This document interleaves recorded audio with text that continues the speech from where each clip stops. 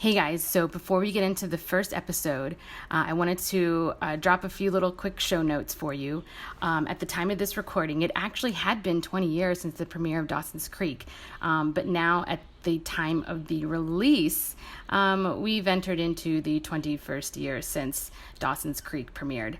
And the reason for that is when Victoria and I decided to start this podcast, I was out of work, had recently been laid off, and Big Victoria, on the other hand, I mean, she did have full-time work, and so she somehow still found time to work on this podcast with me. So now, I mean, I've got a full-time job now, so yay!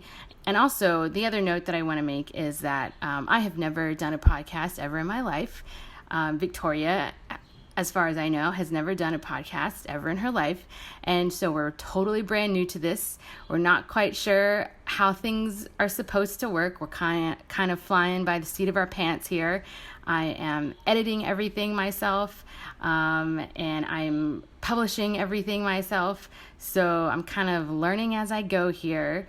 So with those two things combined, my extreme tardiness and being a newcomer to this whole thing, I hope you guys will stick with me, stick with us, and enjoy this podcast. Yeah, so let's just get right into it. All right, here we go. Episode 1.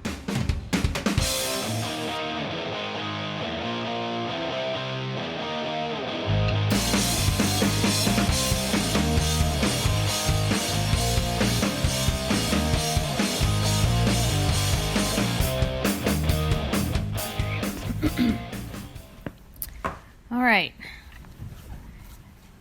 here we are, episode 1 of our podcast. My name is Melissa. And I'm Victoria. And we are both here. We're going to be talking about Dawson's Creek. Yay! Yay! It's been 20 years since Dawson's Creek premiered. The first episode premiered on January 20th, 1998. And I remember watching this show when it first came out. I was very much into it, watched every episode, would go to school the next day and talk to my friends about it, about what happened. And so I thought it would be very interesting to watch this show again now that I'm in my late 30s and see how I feel about it now. And a really good friend of mine had an idea for this podcast because I wanted to have a co-host with me. And the idea was that maybe I should have someone join me who's never actually watched this show before. And I thought that was brilliant. So I went on the hunt for a co-host, which led me to Victoria. Victoria so graciously agreed to spend a good amount of her time watching this late 90s teen TV drama. And she's going to have her own new input, and hopefully this will be funny, and yeah, we'll see. And you guys can let us know what you think. You can watch Dawson's Creek on Hulu right now. We don't have any sponsors, so we're not really plugging Hulu, but it's on Hulu. Or Dawson's Creek. I never saw the show as a young person because I was 20 when it came out, and I think I was like moving out of my parents' house to go to college. Also, I was like high all the time. I don't know what I was doing. I don't remember, but I wasn't watching Dawson's Creek. I was totally watching Dawson's Creek. Yeah, so shall we just get right into it? So, like I said, I'm rewatching this show again for the first time in 20 years. Victoria's never watched the show before ever in her life. So we'll try to keep the recap part of it brief because we really kind of want to just jump into what we thought about the show, whether it's the dialogue or the characters or the plot, the certain topics that come up in this show. So yeah, I mean, in the first episode, we're immediately introduced to Dawson and Joey, and they're sitting in Dawson's bed watching E.T., which I think is completely cliche.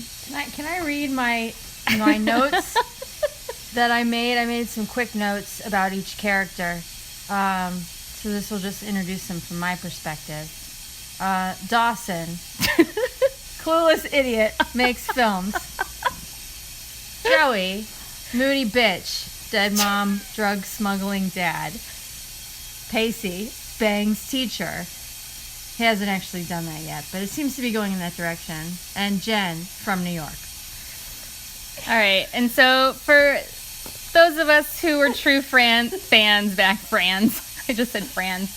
True fans back in the day. Dawson was the tall blonde, supposed to be beautiful. I even remember back in the day not thinking Dawson was very cute to begin with. It's the bad hair. Yeah, he has like floppy hair, like floppy blonde hair. Get a haircut, you dirty hippie.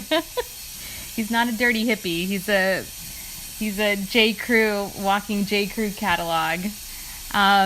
And then Joey is like the tomboy brunette. She's very plain, doesn't wear any makeup. Or we should say who the actors are, right? Oh, well, doesn't everyone know who the actors are? Dawson was played by James Vanderbeek. Joey is probably maybe one of the most famous people now. Like, Poor Katie Holmes. Katie Holmes. Poor Katie Holmes. Poor Katie. I mean, hopefully her life is better now. She's not married to what's his face anymore. She's moved on, hopefully. And then we have Michelle Williams, who Also a little tragic. Like I feel like she was famous from Dawson's Creek, and then she fell off the radar, and then she came back on the radar when she married Heath Ledger. And then he died. And then she became, like, kind of sort of America's widow sweetheart. Because everyone's like, Heath Ledger, he died so young. It's so sad and tragic. What is poor Michelle Williams? Because they had a very young baby at the time when he died.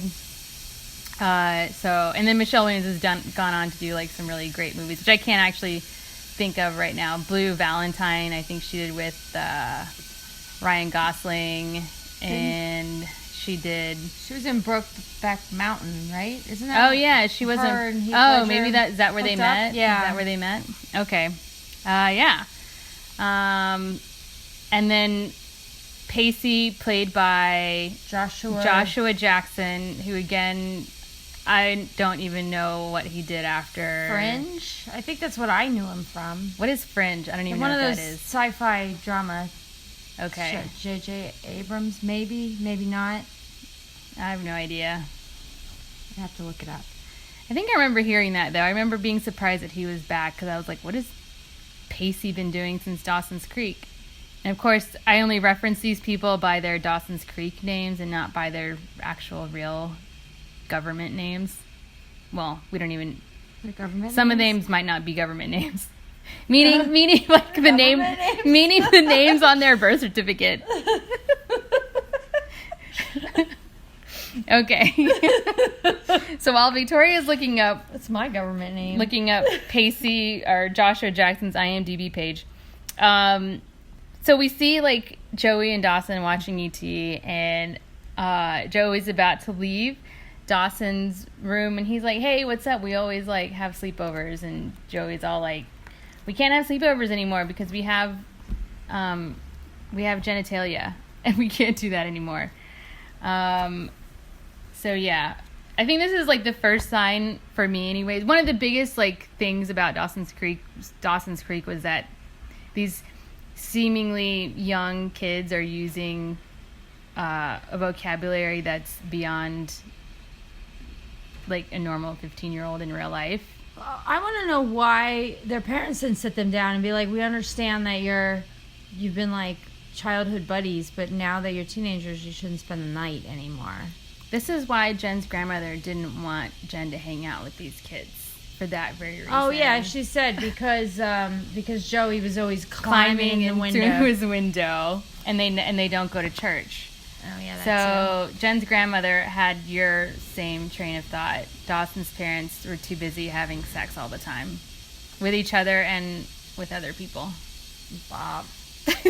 With Bob. Bob the co-anchor. Yeah, so I just remember I wrote down one line that Joey said in the first few minutes of the show, saying, that our emerging hormones are destined to alter our relationship, and I'm trying to limit the fallout. Yeah, who thinks like that at 15? I didn't think like that at 15, and I certainly wasn't talking to my friends like that when I was 15. Fallout. Who says that? Emerging hormones. Who says that? Oh my God. All right. So what's next? So one of the big things, and this is too early to tell because it's only like episode 1, and so hopefully maybe by the end of the series, Victoria will be able to know if she's hashtag Team Pacey or hashtag Team Dawson, because that was a thing. Oh, wait, are they both going after Joey? Well, no, you just kind of like, as the show goes on, you just, it's like finding your favorite boy in the boy band, or can I be, I don't know, hashtag Cliff, the football jock? Cliff, Cliff, who's played by Scott Foley. I didn't even remember he was on this show, but he was in a good part of season 1. Yeah, Scott Foley. Oh God, look at him now. And nice. Oh yeah, Scott Foley as holy shit. Maybe some people know. I mean, yeah. Holy crap! Holy shit! Ooh, yeah. I am hashtag Team Cliff. Throw that out there because I've seen James Vanderbeek and his big head. I think that was one of the things. James Vanderbeek had a big forehead. He's got a very long. It's a long face. He's got a long head, and it only gets longer. Yeah. I don't really know him that well as an actor, but I remember seeing him playing a version of himself on Apartment 23. It was like a very short-lived sitcom. That the bee in Apartment 23. It doesn't matter. He just played like a jerk-off version of himself in the show. He was like friends with the girl that lived in this apartment, and he was just like kind of a dick, and he had a really big head. And I was like, oh, that guy. Yeah. So let's see, what else? Oh, for anyone who has seen the show or watched it originally, and if you're watching it now on Hulu, you may be surprised to learn that or at least not surprised, I don't know, I was upset to find out that the opening credits music is not that famous Paula Cole song that everyone grew to love to hate. You would just hear that song every week and you just be like, God, fuck, I hate this song. This song is the worst. Do you know what song I'm talking about? Can I sing it? For our lives to be over. I don't even know the words after that. I think that was the only part. I don't know. I never saw the show originally. I think it was the only part that I saw in like the ads for the show on TV. Oh, there you go. Which is kind of strange because there's some pretty other famous bands and then just big one-hit wonders that they seem to be able to license the music for syndication on Hulu, but not Paula Cole. Probably was just like, no way, I don't want to. Probably embarrassed that her song was attached to that show for so many years. Probably. Just like I'm trying to separate from James Vanderbeek. So we get the joys of listening to a song that's even worse than the Paula Cole song. I don't even know who it's by. I never tried to look it up or Shazam it or anything, so I don't know who even sings it or what's going on with that song. So, other things. Okay, so one thing that I would like to point out is that while Victoria is now pledged allegiance to Team Cliff, one thing that I remember watching this show was when we first saw Dawson's dad. I remember thinking, hot dad. Like, he's a hot dad. And there's no way that those two people... The casting is terrible, is basically what I'm trying to say. Those two people who play Dawson's parents would not have created a person who looks like Dawson Leary. Because his forehead is so big? Yeah. Because his hair is so bad? Because his hair is blonde, and both of his parents have, like, brunette hair. Doesn't mom have blonde? But she's probably like a bottle blonde. She's probably blonde. Yeah, I was going to say, like, bleach blonde. That's not real. But I even remember back in the day when I was watching this show, I was like, oh, Dawson's dad. Hello. So far, he's the hottest dude on the show. So far. We haven't even met Cliff yet, even though Victoria's already all about the Cliff. I'm all about Cliff. I haven't met Cliff yet. Okay, so the other thing that is brought up is Joey's messed up life, messed up home life. Her dad is in prison for trying to, what did she say? Conspiracy to smuggle marijuana in excess of 10,000 pounds or something. I think that's what she says. 10,000 pounds of marijuana? I think so. I think that's what she says. Yeah. And her mom died from cancer, which is really sad. And so she's currently living with her sister who's pregnant by her black boyfriend, and they're not married. Scandal. I was a little confused by that at first because she goes home and her sister starts, like, her very pregnant sister starts fussing at her about, like, borrowing her clothes and how she has to, like, go under her bed to find a sweater or something. And I was like, is this her mom? And why is her mom so young? That sort of bugs me about casting. That happens in a lot of shows, I feel like, where the parents are, like, too young, really, to be the parent of the kids. Yeah, I guess I can't remember how we... So, is that the first time we see her sister? Yeah, I think that happens before, and then when her and Jen are, like, in the hallways of the school talking, and, like, Jen is, like, pumping her for information... then she's like, yeah, well, you know, my mom died of cancer, and my dad's in prison for drug smuggling, and my sister is pregnant by her black boyfriend who she's not married to, so fuck you, my life a disaster. Jen's like, oh, okay, I hope we can be friends. Don't fuck with Dawson's feelings, because you know where I come from.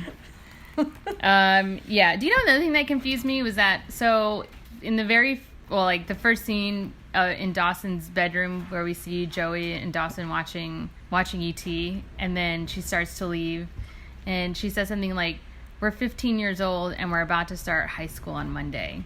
What does that tell you? That tells you that they're going to be freshmen, right? Yeah. But in actuality, they're sophomores. So they weren't starting high school on Monday. They were starting the first day of school, like back to school. Like, I think that was like an oversight by the writers, because actually, I mean, I didn't even really notice it when I first watched it. I just was like, oh, okay. But I definitely noticed it because I thought that they were, like, starting high school. Right, yeah.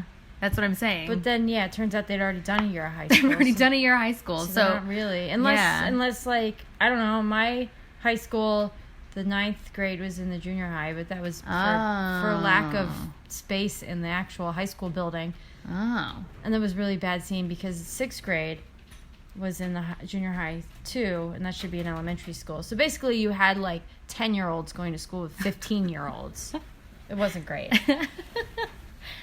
I mean, my high school was like typical, like my junior high was 6th through 8th grade, and then high school was 9th through 12th grade, freshman through senior year. I always thought junior high was supposed to be just 7th and 8th. It's like those awkward transition years where you need to be quarantined from the world. You're not a child and you're not a young adult. You're just a weirdo because you're 14. I mean, my junior high was still with the grade school kids. Like, we did have a different, like, wing where the junior high kids were. And it felt like officially junior high was 6th grade through 8th grade. But we were still going to school with 5-year-olds. Yeah. Technically. Mine was in a separate building, but it was up the hill. It was like on the same campus, but you were in a different building. Yeah. And then the high school was like a couple miles away. Yeah. Yeah, and our high school was like, Actually, our high school was like less than a mile away. Yeah. So I thought that was weird. They're not actually starting high school. They've already had 1 year of high school under their belt. I mean, I guess the writers wanted to establish that they were starting, like, summer was over and they were going back to school, and that also they were in high school. But it's kind of obvious that they were in high school. Yeah. Or maybe not. Maybe we would think that they were in college since the actors were actually, like, 19 or 20, even though they were playing 15-year-olds. Well, yeah, but you and I could easily play people that are, like... that we're 10 years younger than who we actually are.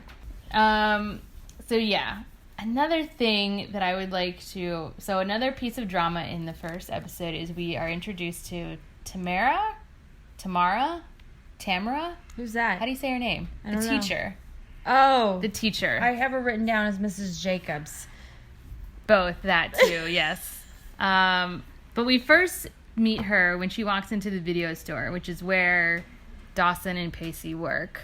They work at a video store. They work in a video where store. they rent VHS tapes in 1998. VHSs. Was that still a thing? Yes. In 98? Yeah. VHS? Yeah. But everybody had DVDs then. I mean, I don't know. DVDs were still expensive. The DVD players were expensive. I don't know. They worked in a VHS store where people rented VHSs. Like Blockbuster, but not Blockbuster. Because they live in some small New England town, so it's like Kim's Video. Yeah. Our friend Alex likes to brag that they filmed Dawson's Creek in his hometown, which is actually in North Carolina. Did they really? Which is where they filmed the show. Yeah. Oh. Yeah, it's supposed to be, yeah. It's only supposed to give the vibe that it's this New England town, but really it was Winston-Salem, North Carolina? that's where they filmed it. Is that where Alex is from? I think so. It's either that or yeah, Raleigh. that's where Alex is from. I have to look it up? Look it up real quick. Where do I look it up? I just want to have my facts straight. Facebook? Just say where. No, just Google where was. Where is Alex from? Where did they film? Where did they film Dawson's Creek? I was just gonna look on Facebook. No. Our friend Alex may be a co-host on this show. I'm gonna try really hard to get him to be a co-host on this show. So anyways, we're introduced to Tamara / Miss Jacobs, who Pacey is immediately... Wilmington, North Carolina. So North Carolina, but the actual town of Cape Side, which is the name of the town in the show. Yeah, filming locations. During our first 4 seasons, Dawson's Creek was primarily filmed in Wilmington, North Carolina, and UEU Screen Gems Studios on location in Wilmington, with Southport and Wrightsville Beach also standing in for fictional town of Cape Side.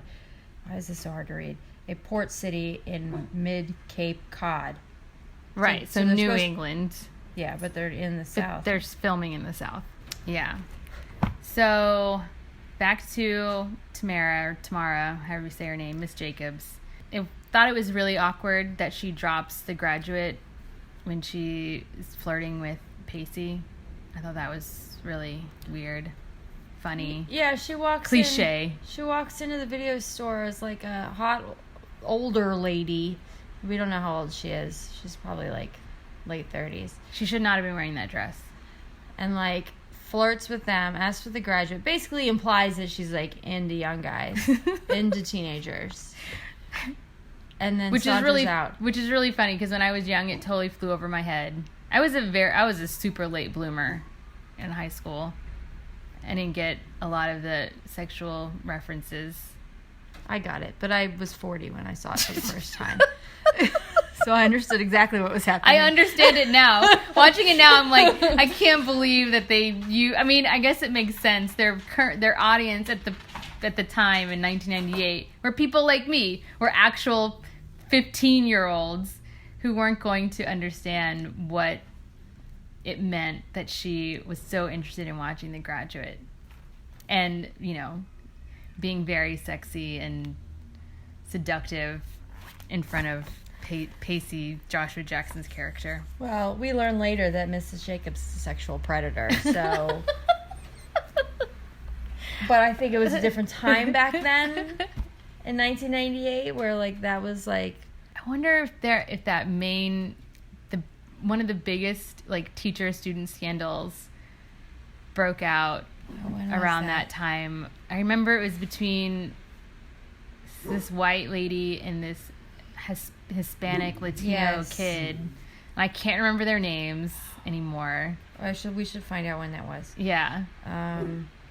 So while Victoria's looking that up, so I mentioned before that for some reason the syndication version of Dawson's Creek does not include the Paula Cole song for the credits like it normally does. But they did somehow secure the rights and licenses to some other pretty great late 90s hits. And so the first song that I remember was a song by Sophie B. Hawkins called As I Lay Me Down. And I will say one thing about this show. It is reminding me of all the... I used to love this music. All the late 90s alternative rock grunge music. Although Sophie B. Hawkins is not grunge music. But anyways. So did you find the story? All right, so it was Mary Kay Letourneau. Letourneau, yes. Yeah. And she pled guilty to 2 counts of felony and second-degree rape of a child, her 12-year-old student. I don't remember him being 12. I don't either. I remember him being... I thought he was like... At least 14. I was going to say 13. Not like that's much better. Well, the difference is that one child has gone through puberty and one hasn't. And I'm not saying that it's okay to have sex with people under the age of 18 if you're an adult. But if they've gone through puberty... Then also a little more adult than like a 12-year-old. Also, I think it's just the fact that it's like 12.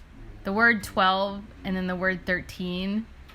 Like the word teens in the name is in there. Yeah, you know, it applies a level of adultness that is not attached to a 12-year-old. Wow, he was 12? Oh, that's so gross. So she was... Oh, God, how old was she? It doesn't say when it happens, but she was incarcerated from 98 until 2004. So there you go. This happened in 94 or 96 or something. It happened, prior. So they were probably channeling that pop culture phenomenon.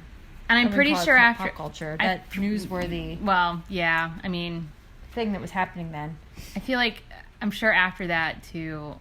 there might have been like a string of other incidents that came out in the news that were of that same nature. And so that whole thing of teachers having sex with their students, I feel like was probably still a hot topic when the writers were writing this show. Well, I guess that makes a little more sense because when I saw it, I was like, what the F? Why is this happening in this show? Sorry, that's my dog Murphy in the background, if you can hear him. Edit him out later. He shows up in the recording. All right. So we're just, I think, moving on from. Should we give some all right. So that's the sexual tension. Or I guess should we talk more about what ends up happening with Pacey and Miss Jacobs? Not yet. Are we doing it in chronological order, or are we doing it in order of topic? Because we could just continue to talk about that storyline. I guess we could, yeah. And then we could jump over to the, love triangle between Dawson and Jen and Joey. Oh, should I also... I forgot to mention, we're actually talking about the first 2 episodes. Yeah. We're talking about the first 2 episodes of Dawson's Creek. So to be like, hey, this is Melissa, blah, blah, blah. We're listening to the first 2 episodes. No, that's what I'm afraid of. Let's keep talking about all right, Pacey and Mrs. Jacobs. Where did we leave off? That they were... Oh, she came into the video store. Yeah, just about the first time that they meet. Yeah. And then Pacey just thinks that he's, meeting or seeing a hot woman for the first time. Yeah, some hot MILF in town that he's never seen before. But then he goes to school the first day of high school, a.k.a. the first day of their sophomore year. Because they're 15. And she's his teacher. Yes. He's totally shocked, stunned. Surprise! Plot twist. Oh no. What's gonna happen? Sexual assault. Yeah, so he is totally taken aback by that. But he flirts with her a little bit, doesn't he? Yeah. It's almost like he's pleasantly surprised that she's his teacher. Yeah, because now even when she first came into the video store to rent a tape from him, he thought he had a chance with her because he's 15 and he's stupid. And and then he sees that he's her teacher and he's like, yeah, now I have access to this woman. Easier access because she's can see her all the time. Yeah, so he's like, oh, this is meant to be. Right. It's meant to be statutory rape. He asks her if she enjoyed The Graduate again, since she was rewatching it again, and if there were any other titles that he could put on hold for her. and he mentions Summer of 42. I've never seen that movie. I don't know it. Yeah. And she mentions that she's actually going to go to the movies later that evening, so she doesn't need to rent the movie. And she coyly hints that it's gotten great reviews and that maybe he would also enjoy it. So Pacey gets into his head that he needs to stalk the teacher at the movie theater. Yeah, which he does. Which he does, yeah. And she's there with, like, an age-appropriate date. Named Benji. Yeah, some dude. Like the dog. Do we ever see him again? Probably not. It's kind of weird. It's weird because they don't make a connection. I'm pretty sure the guy that Tamara is out with, the age-appropriate dude, is Dawson's film teacher. But they don't... Oh, was it? Yeah, but because it looks like him. I didn't pick up on that. Yeah. I thought he was just, like, a dude. Yeah, I think maybe we'll make the connection in later episodes. But anyways, she's out with an age-appropriate dude, and Pacey ends up getting punched in the face. Yeah. Yeah, like a popcorn fight. And then like at the end of the night, Pacey is like, everyone walks on the docks at night in this show. Everyone, because they live in the middle of nowhere and there's nothing else to do. Yeah, and everyone just hangs out on the docks, whether they're like walking or like hanging out or whatever. So yeah, I mean, and if anyone is rewatching this show will remember this very first episode. I was really surprised at how much stuff they get done in this first episode. I don't know, to me it seemed like a lot. Which I guess they had to in order to keep people hooked. Yeah, they gotta hook you on that first episode. They gotta lay out all the drama. Yeah, lay out all the drama. So Pacey's first big drama is having an illegal illicit affair with his teacher. And in this first episode, we see them kiss. It's a very passionate kiss. Yeah, I forget exactly what happens, but yeah, he runs into her on the dock or the pier or whatever. After the movie, and he's got like a black eye and a bloody lip or something. The black her eye. age appropriate date like punched him. No, well, no. So it wasn't. The age appropriate date like pulls him off or out of the chair in the theater, and Pacey's popcorn goes flying on the dude sitting in the row behind them, and that is the dude who punches Pacey. Oh, yeah, that makes sense. So an adult man that punches a teenage boy in the face for spilling popcorn in his lap. Hey, he'd already told him to be quiet. Oh, that's right. They were making noise. He was also, like, talking. Yeah. Still deserved that. Because it was pretty bad when you see him on the pier after the movie. He's, like, pretty roughed up. Like, he is. Like, he's just been, like... He has, like, a cut, like, that bone that's right below your eye, like your eye socket bone. Like, he has a cut, open cut, and just his whole face is just purple and red and blue. It looked like he got, like, assaulted by a gang or something and not just, like, punched by some dude who was, like, annoyed with him in a movie theater. Oh, what is so funny about that scene on the pier is that Pacey goes into this, like, monologue of the current emotional state that Tamara is in, of being this older woman who is really enjoying getting attention from a younger man, and how, quote unquote, I know exactly what you're gonna say. I'll be the best sex you'll never have. I'm like, what? He's never had. Has he had sex? We don't. I mean, we're not quite sure, but no. Doesn't he say that he's a virgin? Or all the other characters? All the other characters are virgins, which you could just only assume that Pacey is a virgin too. I found the kids in this show to be very forward with adults. More forward with adults than I was ever allowed to be as a teenager. And, like, more candid and just, like, telling adults, like, what's what. Like, I wasn't allowed to talk that way when I was 15. I don't even I wouldn't even have the nerve to do that in the first place. And then he gives some speech about how, like, she's missing out, and that, you know, maybe she's feeling insecure because she's almost 40 and she needs a younger man to make her feel young.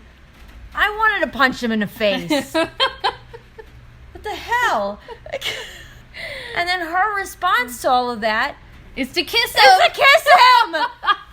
What the fuck? Oh my god. But she stops herself. And then she just runs away. And is like, oh, no. I can't believe this happened.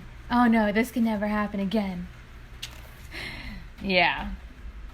Let's talk a little bit about Joey and Jen. Should we talk about Dawson? I mean, he seems like such a minor character compared to the others. We're going to be talking, the show's named after him. Okay. I don't know. So Jen's the new girl. She's from New York, where they move really fast. Yeah, she rolled up in a taxi. She did, all the way from New York. A yellow taxi all the way from New York. And gets out in front of her grandma's house, and Dawson and Joey and Pacey are like making their little movie. They're filming a movie. And she just walks right up to him and is like, sup? Except she doesn't say that. She's like, hi. She already knows Dawson somehow.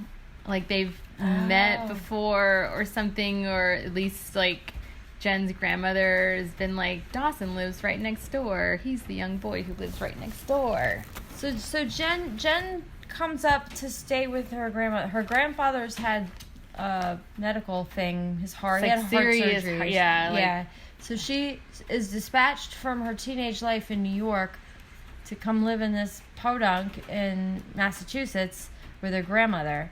That's the story we're told in the beginning. Right. And it was my impression that she seemed a little too okay with this scenario, because if I was a teenager living in New York and I had to like go live with my grandma and go to a different high school for like a year, I'd probably be pretty upset about like being asked to like step out of my life. And then why also is the teenager being given the responsibility of like helping out with grandma?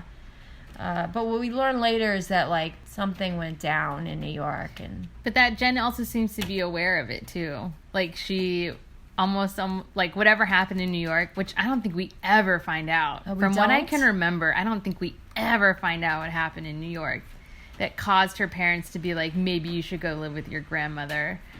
So maybe that was just like the excuse that they used to make it less weird that she has to go live with her grandma. Well, I thought it was like a big plot point. Like we were going to find out this big piece of her backstory. I mean, okay, so I have to admit, I've seen all of season 1 all over again. And at least in season 1 and in most of season 2, we still do not know what happened in New York that caused Jen to come to Cape Side. And at least in the first couple of episodes so far, at least what I got from it was that Jen seems aware of what happened in New York, even to her, required her removing herself from New York. I think that's why she's okay with it. Like, her character was, I guess, pretty self-aware, or her character reached such depths of despair, went to the full bottom and was like, oh yeah, I need to change some shit. I need to get out of here before I like really like fuck things up. So yeah, what were we talking about? We were just talking about Jen, her deal. Oh, Jen, yeah, her deal. And then the deal between her and Dawson and Joey. Yeah, so there's like a little. There's a love triangle going on, even though Joey, from the very beginning, says that she doesn't have a thing for Dawson. But she clearly does. And she tells Jen that she doesn't have a thing for Dawson. There's nothing going on between them. Because she also kind of, like, marks her territory. And she's like, she tells Jen, like, don't fool around with Dawson's feelings, or else I'm going to kick your ass. Katie Holmes is going to kick your ass. I wouldn't want to fuck with her. So I guess we'll talk about Dawson. Have we talked about Jen and Joey? And like, I mean... So... You're right. Dawson does really come off as, like, a really, like, minor character so far. And he's also... Because his only thing right now is just pining over Jen. Like, him and Joey have been friends since they were kids. And maybe that's why he doesn't see her any differently. She obviously sees him differently. I think in the first scene when she leaves and is like, we can't spend the night together anymore because now we're, like, hormonal teenagers. Like, she's got the hots for him, and she doesn't know what to do with that. So she's like, I just got to get out of here. And he's like, I'm a dumb guy. It's his fault. I don't understand what you mean. But then Jen rolls up, and he admits to her at some point, he's like, you're just like, he tells Joey that, like, Jen is, like, just like her. Yes. Except that he, like, wants to get with her. Yeah. So basically, Jen's hot and you're not, Joey. Yeah. Is what that is. Yeah. Stupid blondes. I don't want to blame Jen. I don't want to blame blondes. Who I want to blame is Dawson for being a dum-dum. And that's actually coming from the second episode, because that was at the dance. The title of the second episode is called The Dance, but we're not even at the dance for very long. Yeah, it's not about the dance. It's not about the dance at all. Title. Yeah, that is a bad title. But I guess maybe because that's where Dawson and Jen really open up to each other about how they feel about each other. Dawson thinks that he's being very straightforward with Jen and how he feels. And Jen is like, I'm the new girl in town, and I'm just trying to make friends with everybody. And so Cliff, hashtag Team Cliff, we're going to make that a new hashtag from this podcast. Jen and Cliff just start like, well, they don't start anything really. But Dawson's like, what can I do to, like, show Jen that I like her? And Joey's like, well, what you should have done was what Cliff did. He asked her out, and you didn't ask her out. And so now you're a dumbass. Oh, yeah. He was like, well, yeah, he's like, what did he do that I didn't do? And she's like, yes. She's like, he asked her out. He asked her out on a date. God. It's sad how that still applies even now. With men at age 30 and 40 something. And even, like, leading up to all that, like, Dawson is, like, trying to figure out, like, what he can do. Clearly he just doesn't get it. Like, he needs to ask Jen out. Wait, can we talk about the scene where Dawson goes to his dad to ask for kissing advice? Yes. That's it. First of all, his dad, like, outlines how he first kissed Dawson's mother, which was, like, I mean, it was cheesy, but I guess it was okay. It was romantical. Yeah. They were, like, on a boat or something, and Dawson's mom had chapped lips. Her lips were dry from the sun. Yeah. Ugh. And asks him for chapstick, and so what he does is he smears chapstick all over his own face, and then his lips, and then kisses her on her lips. Ugh. Gross. But then Dawson is like, okay, well, that's a great scenario. I'm glad. Thanks for the story, but how does that look physically? Or how does that go physically? The mechanics of that. So then Dawson has this, like, head that he's crafted. It's Joey's head, because in this movie that he's filming, Joey, oh God, it's like a movie inside a TV show. In Dawson's movie, Joey's character gets decapitated, so he has to make a bust that can be easily be decapitated off a body. And so he's made this. Oh, and also he mentions to Joey. Now that, like, this is all Dawson's fault, really, that Joey is, like, developing these feelings for him. Dawson mentioned something about how Joey needs to build up the courage because she has to kiss Pacey, which she's really dreading. And Dawson's like, oh, come on, you can do it. Like, you're an actress. Also, you have really kissable lips. And then, like, shows him this bust that he's created of her head and her kissable lips, apparently. So, back to Dawson and his dad talking about the mechanics of kissing. They use this bust of Joey to practice on. Yeah, his dad is like, oh, well, why don't you just go ahead and practice? And, like, turns the, like, mannequin head around. And then we see... Oh, and meanwhile, Joey has, like, climbed into Dawson's window and is watching all of this unfold from, like, the balcony of the upper level of their stairs, house. Yeah. And is, like, you know, whatever, having her own weird fantasy dialogue in her head, while Dawson awkwardly kisses this mannequin head that he's made that looks like Joey. Yeah. It's weird. It made me really uncomfortable. It didn't make me uncomfortable, but as a viewer, you are getting a clearer and clearer view of Joey really having feelings for Dawson. Oh yeah, she's totally got the hots for him. Totally and has the he's hots too dumb for to him. see it. Meanwhile, he's making out with a mannequin head of That looks like her. yeah, in front of his dad, and his dad's like, "Way to go, slugger!" And he's like, cool. Ugh, Cool. God, so weird. So weird. Cut to... So Joey is having all sorts of conniptions about having to kiss Pacey in this movie. She's like begging Dawson, like, please, I really don't want to kiss him. Pacey's like, I don't want to kiss you either, bitch. And trying to figure out a way to rewrite the script so they don't have to kiss. And Dawson, all on his own, figures out a way to kill Joey's character before the kiss and get Pacey and Jen together in the movie. So little does he know that he's rewriting the script so that Pacey and Jen end up kissing, which is dumb.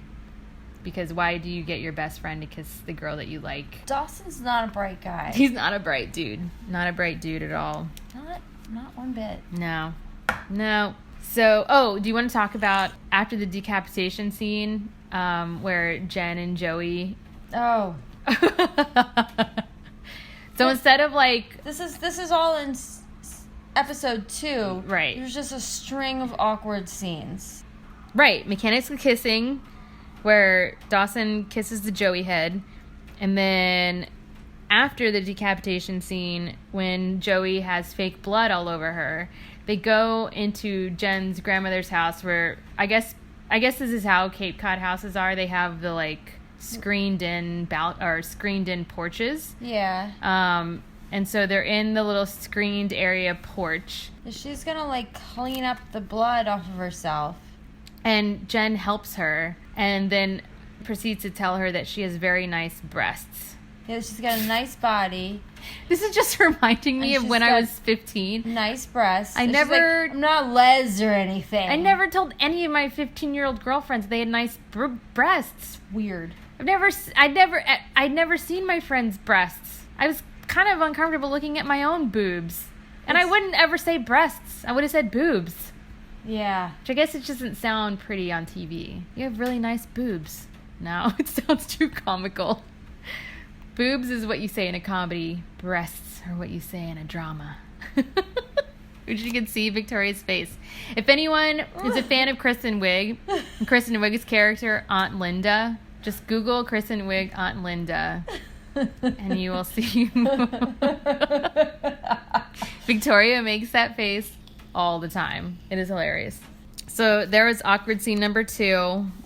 Can we talk about Dawson's parents? So first of all, Dawson's parents are like hypersexualized. Hypersexualized. Oh, In the very first scene that we ever see them, back in episode 1. yeah, Dawson and Pacey. they come running in before their shift at the video store where they rent VHS tapes. yeah, in 1998, and they run into the living room and Dawson's parents are like making out on their wicker coffee table. Not making out. They're like on their way to having sex. Yeah, her shirt's open. Yeah, her hair's a mess. His shirt's open. They were on their way to having sex on the coffee table in the living room. And then Dawson, in the only smart thing that he's ever done in the whole show, perceives. So his mother is a news anchor, and he can tell by the way that his mother talks to her co-anchor Bob that there's something going on between them. Oh, right. That's what.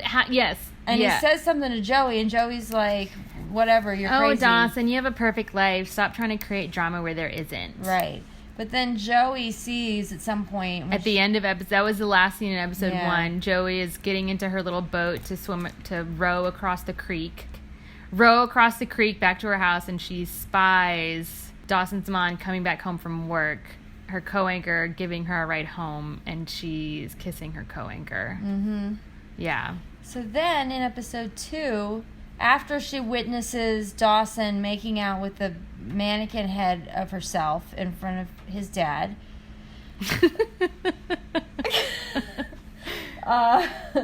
then she like confronts Dawson's mom.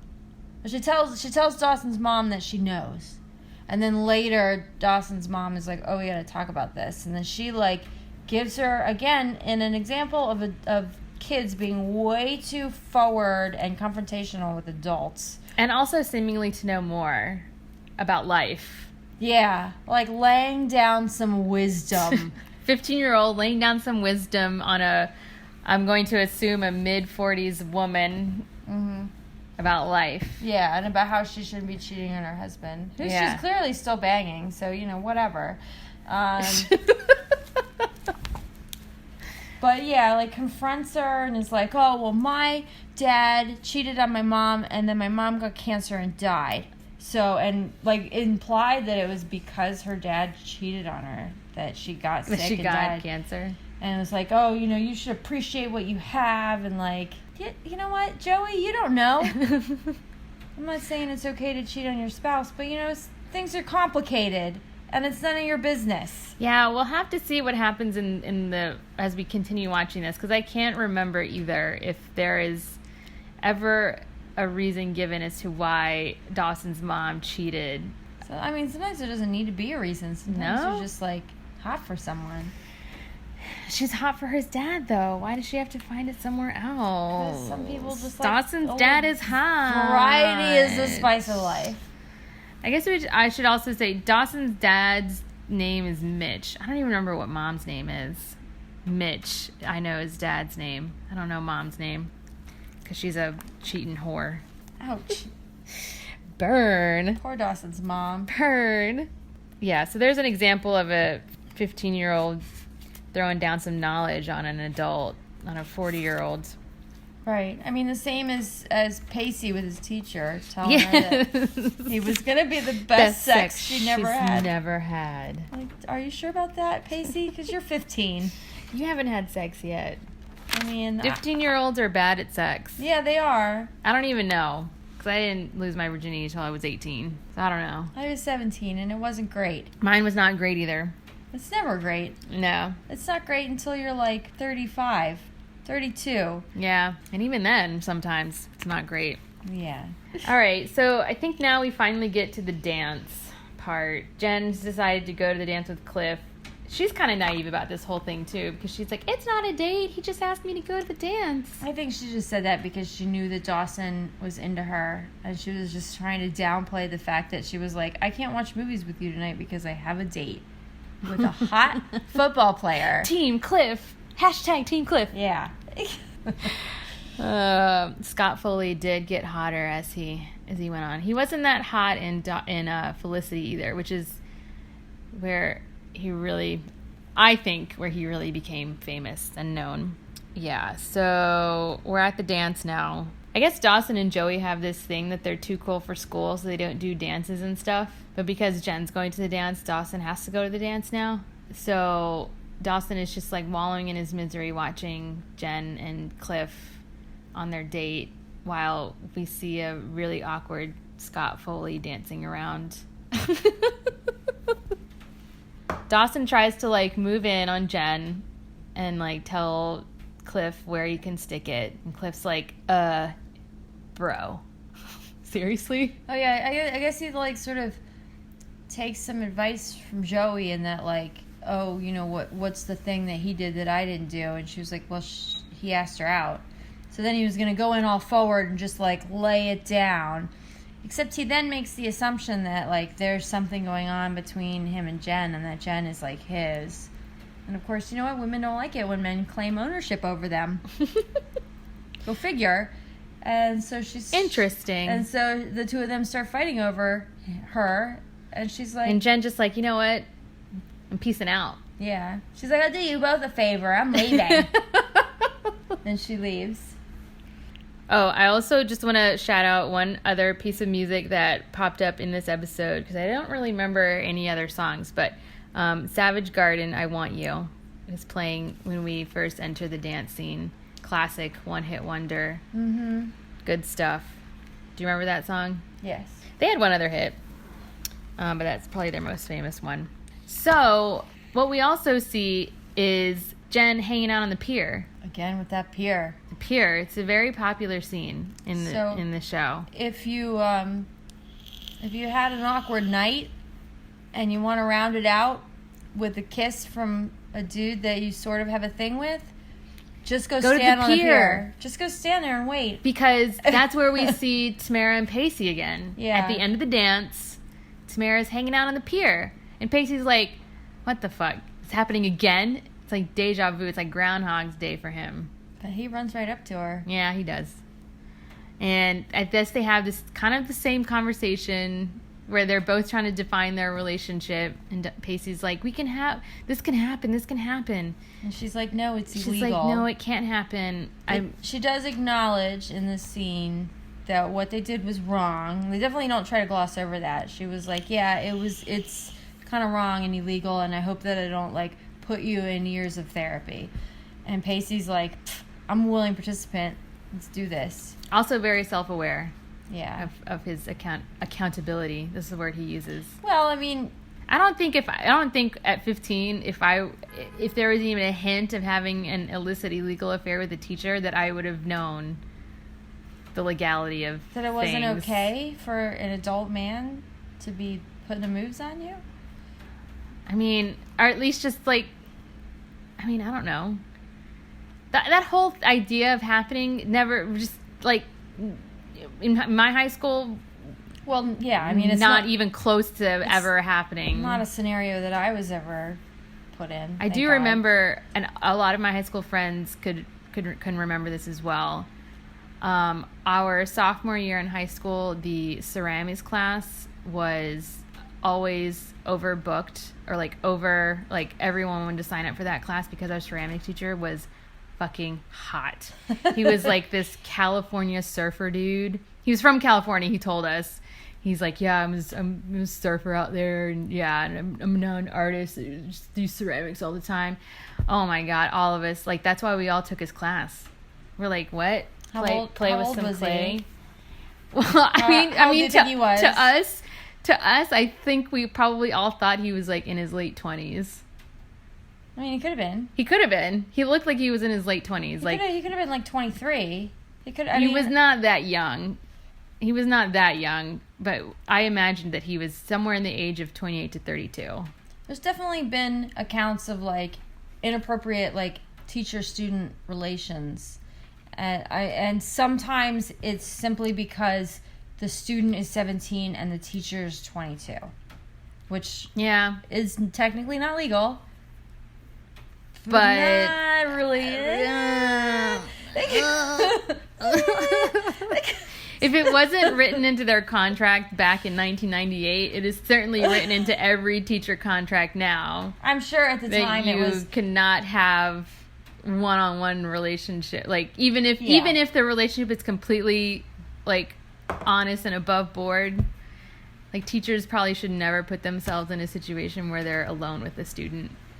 I mean, it was definitely illegal back then, but I'm sure it was unethical. It's still, I mean, I'm sure it was against ethics for teachers to have relationships even with 18-year-old students. Right. Oh, yeah. Because, it's also like a power thing. Like, you're not supposed to date your boss. But, yeah, I mean, the idea of, like, doing that with me, I guess, did not even cross my mind when I was in high school. I just thought he was hot. We all thought he was hot. Do you think he banged any of the students? I mean, the thing of it is, high school girls. The thing I know, I went to and the around. thing is that I went to an all girls school too. Oh, he had super easy access to a lot of young ass if you really wanted it. That explains why everybody was so hot for teachers, because there weren't any other guys around. And the thing is that if he had an affair with a student, everyone would have known. It would have been so hard to keep that a secret. Yeah, because probably whoever would have scored with the teacher would have told one friend. Yeah, they would have bragged about it. Yeah, totally. And the rest of us would have been like, "Oh, you're so lucky," and he would have been like, "I'm screwed. I'm fucked." I don't remember having any hot teachers. He's the only one that I can remember, Mr. Parsons. Can we look him up? I don't. That's all I know is Mr. Parsons. You don't remember his first name? I don't remember it. He was a teacher. You didn't know their first names. This week I'm gonna track this. You could try and track Mr. Parsons down. But then, like, Pacey and Tamara have another kiss. Yeah. No, I mean, Mrs. Jacobs is clearly hot for Pacey. Yeah. I don't really understand why. I mean, it's something's wrong with her. Pacey's fine. He's just like a chubby, awkward, not chubby, but I mean, all teenagers are like a little round in the face. Not look at, they still have the baby fat. Yeah, they still have baby the baby face fat on their face. Kid. Yeah. And she's like an adult woman. I don't see the appeal. I will say this, Pacey is doing a good job of not telling any one of his friends about this woman. Yeah, that's true. All of Dawson and Joey are like, mystery woman, who's this mystery woman? And he's been able to keep his mouth shut, which is kind of weird because of Pacey's outward personality is this bravado-ish kid, you know, who seems to have all the confidence in the world, but he's able to keep this a secret for a little while. Oh, well, we started talking about Dawson and Jen on the pier, and we kind of floated off to Pacey and Tamara on the pier. So, yeah, after the dance... Dawson thinks he's, like, lost all like, he thinks he has no chance anymore with Jen, because he's made an ass of himself, which he did, and... He finds her standing alone at the pier, and then confesses that he's afraid that he you know, he wants to be her boyfriend, and he's afraid that if he plays it wrong, that they're gonna end up just being friends, and that he's gonna be that guy that she like just confesses or tells all of his like.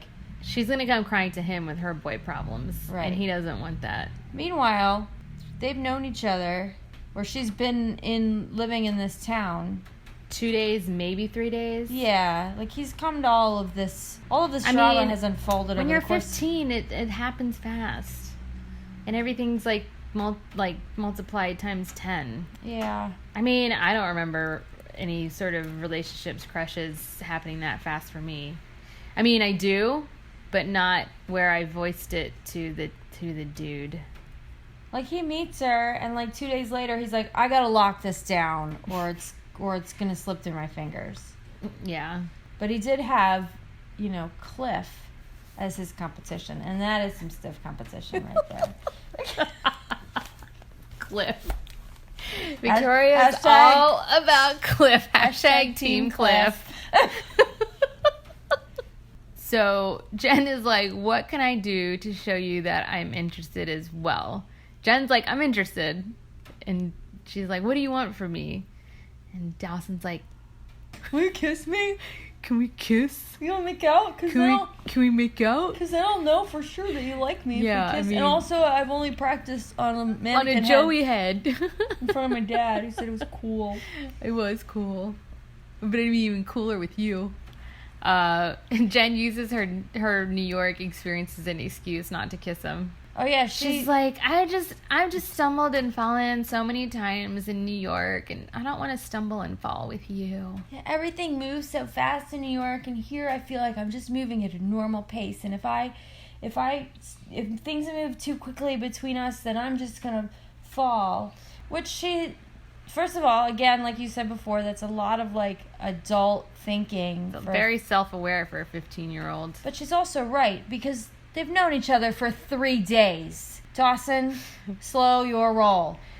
That's how relationships happen in high school, though. Dating didn't happen in high school. You went on a date, and then you were boyfriend, girlfriend. Like, I'm trying to think of the first boy that I can remember, or I guess maybe the boy that I want to remember, his name was Tony, and I remember it was 4 of us. It was me and my best friend, and then Tony and his best friend. And our first, like, outing together was to the mall. And my best friend and his best friend really liked each other. And, like, me and Tony were, like, wing people, like, each other's wing person. And so, you know, Tony and I just started dating because of convenience almost. Like, but we had that one outing, and then we went to homecoming, and then we were boyfriend, girlfriend. There was no, like, getting to know each other or, like, him taking me out. I mean, he couldn't drive. I was a freshman. He was a sophomore. He didn't even have a license yet. So you were just boyfriend, girlfriend. Yeah. I remember one boyfriend that I had, and in retrospect, we were only together for, like, 3 weeks. But he was my boyfriend. Yeah, see? So you're looking at this now through an older person's eyes, as someone who has gone through the dating scene already. And that's just not how it happened in high school. You met, you locked eyes, you kissed, you're boyfriend, girlfriend. Oh, yeah, if you kissed, then. So maybe that's why I wanted to kiss so bad. Because if they kissed. I guess maybe we thought if they kissed, they were boyfriend, girlfriend. But they didn't kiss. They just danced. No, because you can't lay out all the drama in They episode 2. They saw a couple in a boat enjoying a romantical dinner, and then they get up and dance. And then Dawson's like, all right, fine, how about we dance? And so they dance. Joey's watching And all then of Joey's this. watching all of it. Just like hiding behind a tree, crying. All right, so this has been the first episode. We plan to cover at least the first season in like chunks of episodes, because this Dawson's Creek did go on for how many seasons? 6. So we have a lot of stuff to cover.